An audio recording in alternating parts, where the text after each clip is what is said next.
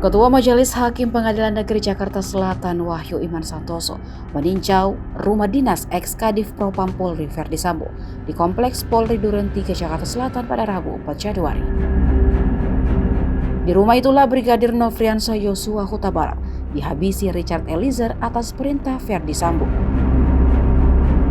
Sebelumnya Hakim Wahyu Iman Santoso mengecek lokasi rumah pribadi Verdi Sambo di Saguling. Ketika sampai di TKP pembunuhan Yosua, Hakim Wahyu masuk bersama jaksa penuntut umum dan juga para pengacara dari terdakwa.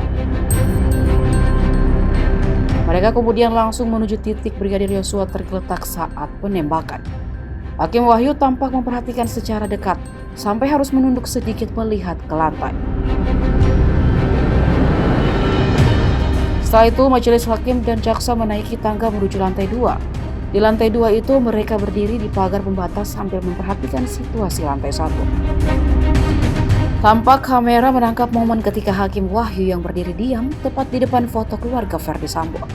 Di situ Hakim Wahyu memegang dagu seolah berpikir sambil pandangannya mengarah ke bawah. Tak cukup semenit Hakim Wahyu lalu terlibat pembicaraan dengan kuasa hukum Richard Eliezer. Mereka kemudian turun kembali ke lantai 1. Di sini Hakim Ketua itu lagi-lagi mendatangi titik tergeletaknya jasad Yosua usai ditembak.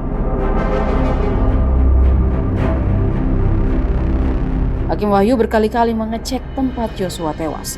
Ia juga melihat kamar yang menjadi tempat Putri Chandrawati berdiam diri ketika penembakan terjadi. Jaraknya memang sangat dekat dengan titik penembakan Yosua.